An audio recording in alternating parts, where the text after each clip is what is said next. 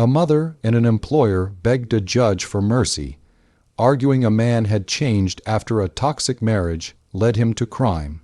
But the judge wasn't buying it, asking one simple question: why did you choose to break into a stranger's home? We're going to move on to Matthew Castro. Good afternoon. All right, we're here for sentencing. Court is calling 2023 CR 8111, State of Texas versus Matthew Alec Castro. Can I have parties announced for the record for the state? Hank Wilkins for the state, Your Honor. Defense? Samuel Wells for Mr. Castro. And are you Mr. Castro? Yes, Your Honor. You had a plea of no contest to count one on October 17th. The court ordered a PSI and TAP evaluation. According to the plea bargain agreement, punishment is to be assessed at a cap of 6 years in the prison. The state is opposing your application, and they took several cases into consideration. All right, are both parties ready to proceed? State? Yes, Your Honor. Defense? Yes, Your Honor. Have both parties had a chance to review the PSI report? State? Yes, Your Honor. Defense? Yes, Your Honor. Any objections? No objection, Your Honor. No objection. All right, state, any witnesses? No, Your Honor. Defense, any witnesses? Yes, Your Honor. Defense calls Mike Hernandez. All right, Mr. Hernandez is appearing by Zoom. Any objections from the state? No objection, Your Honor. Any objections from you, Mr. Castro? No, Your Honor. And defense, it's your witness. I'm assuming you have no objection. No objection, Your Honor. All right, Mr. Hernandez, if you could unmute yourself, please. Say it again. All right, could you raise your right hand for me? Oh. Do you solemnly swear affirm the testimony you give will be the truth and nothing but the truth, so help you God? I do. You can lower your hand, state your name for the record, please. Mike G. Hernandez. All right, defense. Thank you, Judge. Good afternoon, Mr. Hernandez. Can you hear me? Yes. Thank you for being here. I know you're working. Can you tell the court how you know Matthew Castro? He worked for me about 2 years. He worked for me about 2 years, 2015, 2017. And what does he do for you? He started as a helper at the shop, and then he moved up to a welder's helper.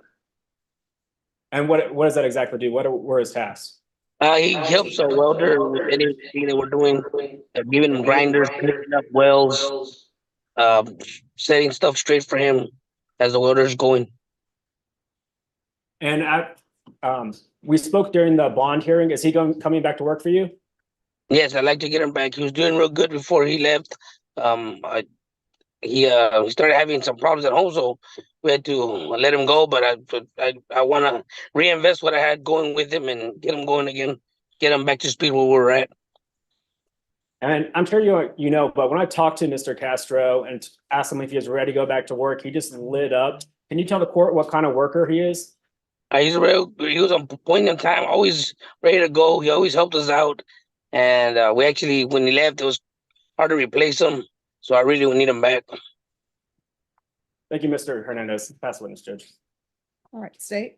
Hi, Mr. Hernandez. My name is Hank Wilkins. I'm one of the prosecutors here. If I ask anything that you don't understand, just let me know and I can try and rephrase it, okay? Yes. So, can you give us the years that Mr. Castro, when did he work for you? What years?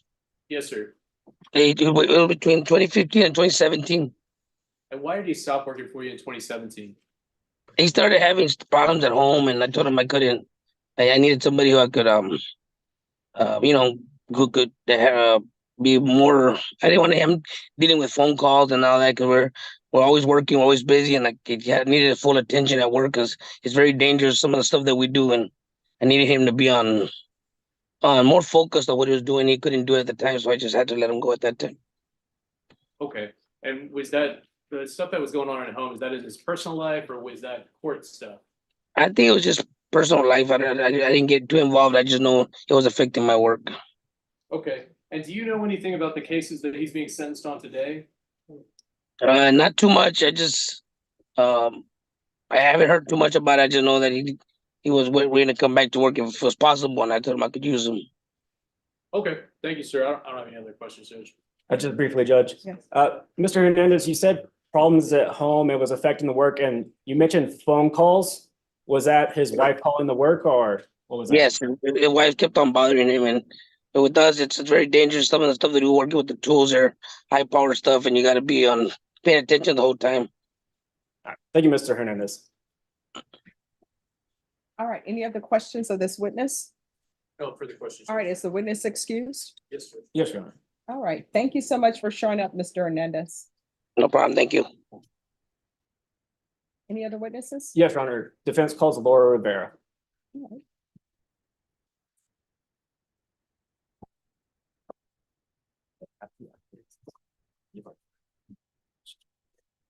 All right, can you raise your right hand for me? Yes. Do you solemnly swear or affirm the testimony you give will be the truth and nothing but the truth, so help you God? Yes, ma'am. All right, you can lower your hand, state your name for the record. Laura Rivera.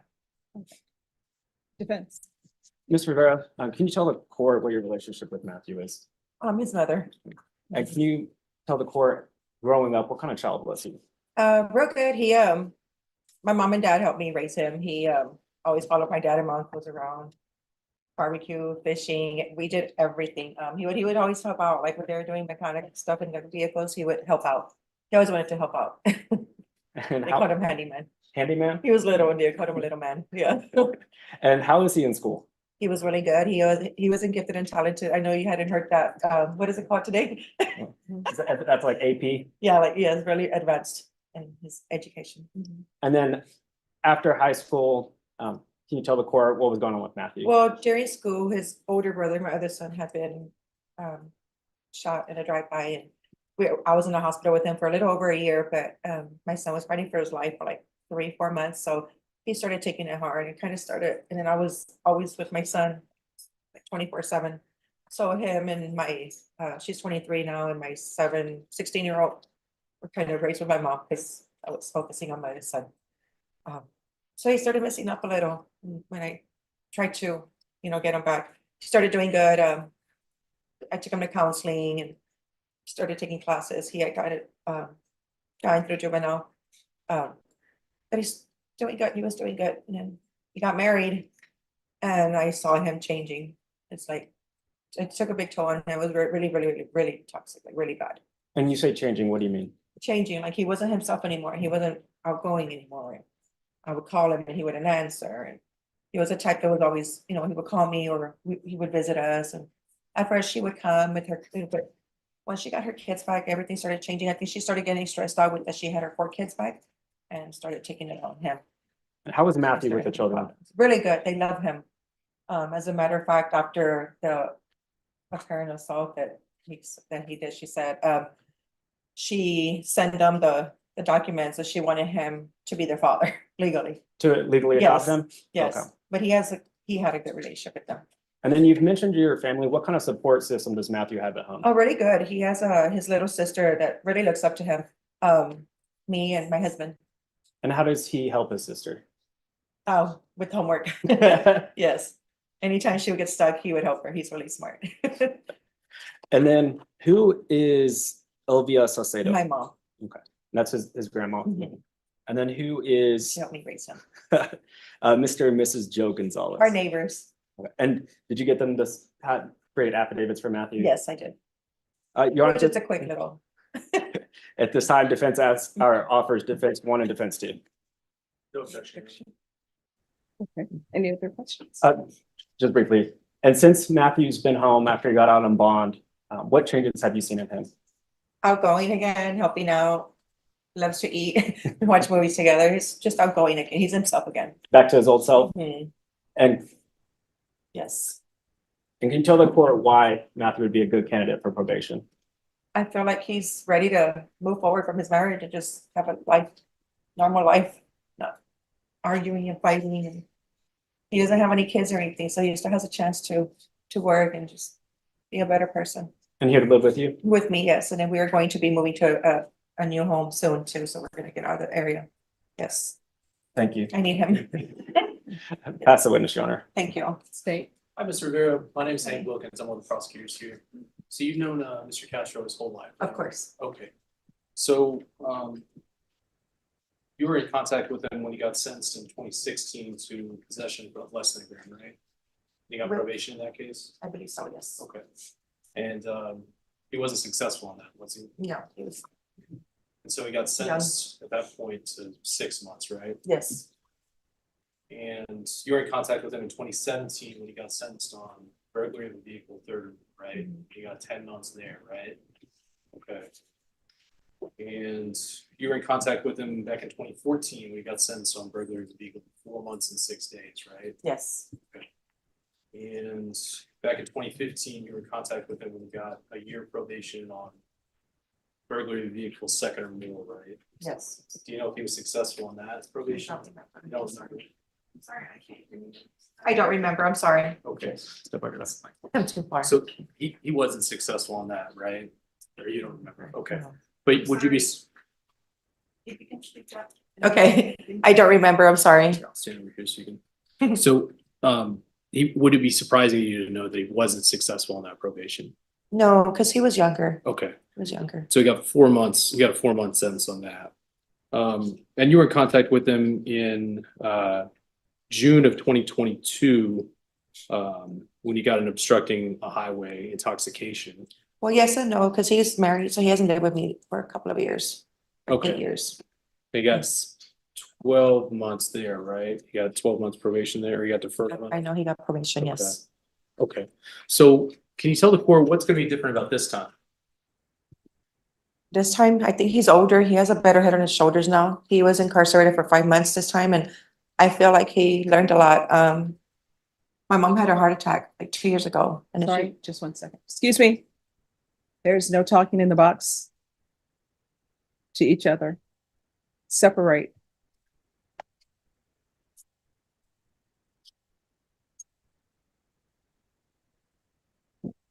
All right, we're back on the record. You can Okay. continue. So my mom had a heart attack about 2 years ago. She had major surgery a couple of months ago, and he's scared. He doesn't want something to happen to her, and he's not there. She helped me raise him, so she's like a mom to him. I feel like that's gonna help him also not want to be incarcerated anymore. So I don't think he's gonna do anything to go back. What year did she have a heart attack? 2 years ago, it was 2021. And so you're aware he's got several charges that we're here for today, right? Yes, And I know you haven't looked at this, but they did a report to help the judge decide. He says he doesn't have substance abuse issues in this. Do you agree with that? I agree. I pass the witness, Judge. No further questions, Judge. All right, thank you. Thank you. Next witness. Your Honor, no more witnesses, but if you would allow, the defendant would like to address the court. All right, I mean, he can address the court as a witness. Yeah. All right, you want to raise your right hand? Do you solemnly swear and affirm the testimony you give will be the truth, and nothing but the truth, so help you God? All right, you can lower your hand, state your name for the record. Castro. All right, defense, any questions or No, no? Your Honor. State any questions? Sure, yeah. So Matthew, my name is Hank Wilkins. I'm one of the prosecutors here. We've seen each other before, but I've never introduced myself. So if I ask you anything that's confusing or you're not quite sure what I'm asking you, just let me know and I can rephrase it, okay? Yes, sir. Okay, so you were here when I was talking to you a moment ago.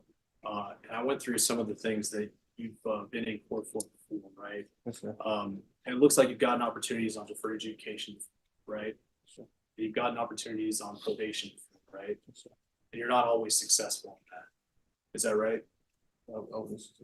Do what? I'm sorry. I wasn't successful. You were not before. Yes, sir. Okay. So can you tell the court why you think this time is going to be different? I believe that during that time, I was younger. I was going through it because of my marriage. There's no excuse for my actions, but just being in the state of mind that I felt betrayed. I felt worthless. And I guess I wasn't thinking straight. I was younger. I was less mature, and at the time, prison wasn't like on the line, you know. So I was really just being a knockoff. But at this time, now that I know I'm facing prison, I had nothing but time to think while I was in jail.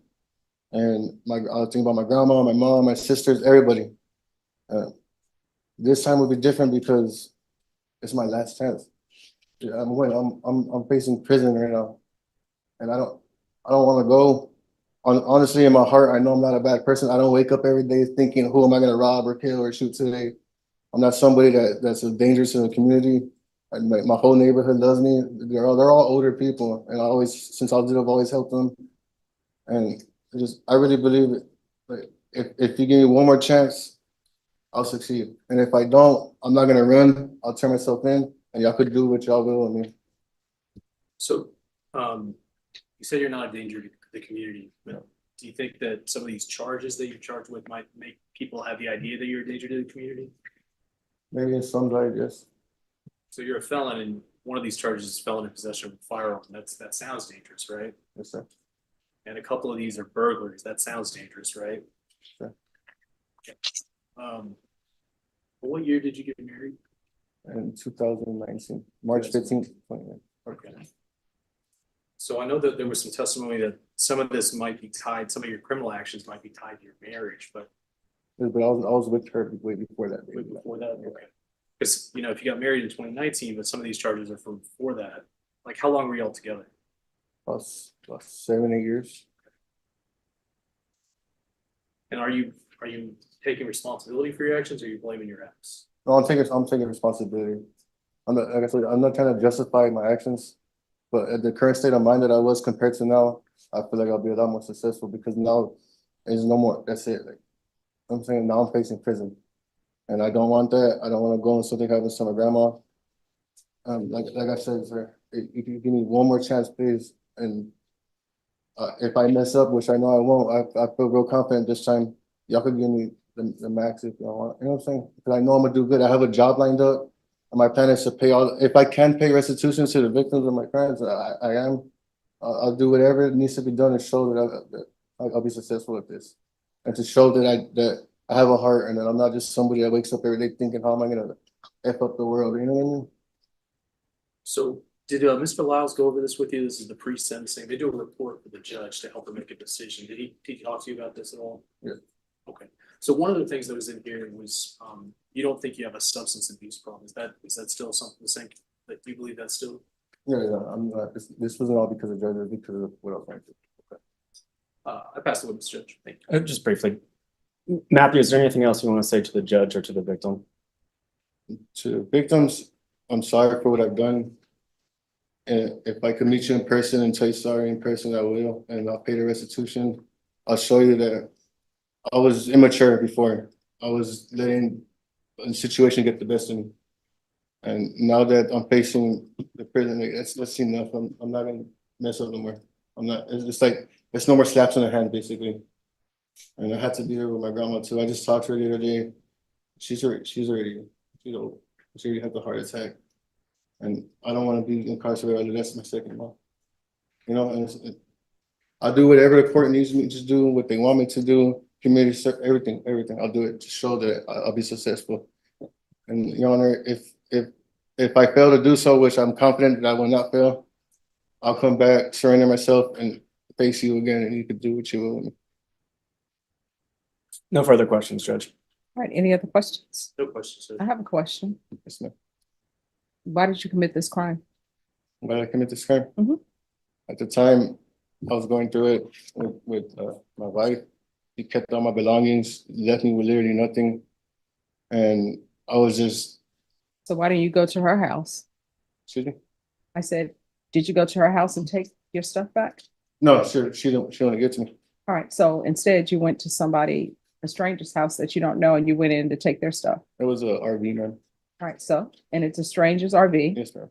which what we were taught in law school, anything really can be a habitation, right? If you're living in it, a car can be a habitation. Yes, sir. So an RV is a habitation.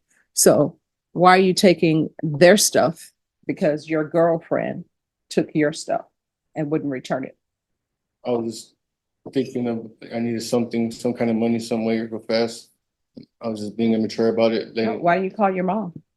When I come home, Mhm. because I didn't want her to get her involved with me and my wife's problems. Because my wife was right to the point where she ran my vehicles and she tried to keep like the keys away from my mom from her vehicle one time. Because I let them there. There was already a lot of drama going on with her and my family.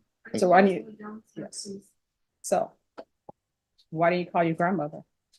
I don't want to put her through the stress as well. All right, so you decided to put a stranger through this stress of having their items stolen. It's my was a horrible mistake, and like I said, Nope. You made choices, not mistakes. You know what a mistake is? something by accident. No. Let me just tell you. It's raining outside. Here's the example, Diana. Weather forecast. I don't think anybody really anticipated it was going to rain today. But let's say you know it's going to rain today. Your mom tells you, your grandmother tells you, and so you come to court with an umbrella because you know it's going to rain today. People are coming in wet. You have your umbrella, you go outside and you're like, good thing my parent called me to say it was going to rain because I'm prepared. Now, let's say you don't know it's going to rain. You come to court and you see people coming in wet and you say, shucks, I don't have my umbrella. There's somebody sitting next to you who has an umbrella and you take it. That's a choice. Now, if you know it's raining and you bring your umbrella and you have a black umbrella and the person sitting next to you also has a black umbrella and you leave and you take an umbrella, and when you go outside and it's raining and you open up the umbrella and you realize this is not my black umbrella because I have initials on mine and it's not here, that's a mistake. So you going into that person's RV and taking their items, those were choices you made. That's not a mistake. You didn't mistakenly think, oh, this RV is the same color as mine. I'm a little bit intoxicated right now. And I know I always leave the door open and this RV's door is open. Let me go in there. You knew that wasn't your RV. You understand? Yes, ma'am. So you made a choice. So I'm trying to figure out, why did you choose to break into somebody's RV and take their items? And this whole thing about I'm going through things with my wife, that's not going to cut it. Because everybody here has had a bad problem, I'm sure, where they've gone through a bad relationship. That doesn't mean they go out and commit crimes and then want to pass because I was in a bad relationship. So why did you go and take their items? Sure, I needed some money. Money for what? Clothes. Well, you could have called your mom and your grandmother and asked for clothes. You telling me your mom wouldn't have given you clothing? Still would have if I would have told her. the Okay. situation. Yes, ma'am. So I still don't understand. So why are you breaking into somebody's RV? To take their belongings to sell to get money Money for what? for some clothes and anything I needed that day. Okay. All right. Any other questions? No, Your Honor. And I read in the PSI report, he said he didn't think he would get charged. So I'm assuming he didn't think he would get caught. Yes, ma'am. At the time, with my immature thinking. I'm sorry, what? At the time, yes, I was being immature about my choices. And you say you were being immature. How old are you? 28, ma'am. All right. And this occurred. Let me pull up the date. What's the offense date on this? March 8th, 2023. All right. So anything else from either side? Nothing from defense, Judge. Nothing further. All right. I'm not going to grant his application. I'm going to find him guilty. Does anyone wish to speak to the cap? Yes, Your Honor. And Your Honor, and I appreciate the court's patience. Any delay in this case has been absolutely my fault and not Mr. Castro's. Oh, I don't hold delays against anyone. No, just saying, Judge. And so Mr. Castro, he actually pled on the first day that he received an offer. Since the time I met him, he's taken responsibility for this. I know he's made bad decisions before and he has a history, but he wants to change his life. He has a welding job set up and he's ready to get back to where he can contribute to society. And if this means that he has to do some time, he's willing to accept that. We would ask just for the 2 years, because whenever he does get out, Judge, I know he's going to be able to go get a job, be a contributing citizen. He has removed him. I can attest he's removed himself from a bad situation. You heard Mr. Vera testify how he's changed. I could even see that. I've never seen a client, when I mentioned working, when he was getting out on bond, how them light up and how excited they were. He's the only client I've ever seen that happen with. So Judge, we just ask that you give the minimum 2 years, let him do his time and be able to get out and contribute to society. All right. And in the PSI report, I see that restitution for Mr. McDermott, DERMAIN, that was never given. The only restitution amount I see is for Richard Pacheco. And that's for the expense of the tow truck and fixing his truck. Is there going to be any objection Nothing from defense, Judge. to the $800? Your Honor, I think we've tried to reach out to Mr. McDermott and haven't been able to get a response as to about restitution, Judge. All right, and state with regards to sentence? Judge, it's a cap of 6 years is what we agreed to. We're asking for the 6 years. As I talked about with some of the witnesses, these are inherently scary crimes. I don't know if there's a better way to put that, but breaking into where somebody lives, that's a scary thing. The reason that we have laws against felons walking around with handguns is because it's a scary thing. It's inherently a dangerous crime, Judge. These are not victimless crimes that the defendant's accused of. So we are asking for 6 years, Judge, and these are like the court talked about with the defendant. These are not mistakes; these are choices the defendant made. So that we're asking for the 6 years, Judge. All right. As previously stated, the court is finding you guilty. I'll take into consideration 2023 CR 8110, 2023 CR 8594, 2023 CR 9165. There's to be no contact with Allan, ALLAN, McDermott. Is it McDermott or McDermade? I think it's McDermott, Judge. All right. No contact with Allan McDermott or either McDermade, DERMAIND, or Richard Pacheco. There's to be restitution of $800 to Richard Pacheco. Court is going to sentence you to 5 years in the prison and give you credit for any time served. And Judge, we would ask the court if Mr. Castro could have some time to get his affairs in order and then turn himself in. He's been on bond and hasn't had any issues. No. I'm going to show you what's entitled Trial Court Certification of Defendant's Rights to Appeal. Did you review that with your attorney? Did you understand it? And did you sign it? Because this is a plea bargain agreement, because I followed your plea bargain agreement, and because you waive your right to appeal, you do not have the court's permission to appeal. Because this is a felony conviction, you're not allowed to own or possess any weapons or ammunition. If you have a question over what a weapon or ammunition is, you'll need to speak to an attorney. Do you understand? All right, we can go off the record. Mr. Castro, I want to let you know I did review everything and take in consideration your employment and that you're saying that you've changed. When you go to prison, do not become institutionalized. At the prison, you can still pick up different trades. You can actually get a college degree at the prison and it's free. So you can work on that.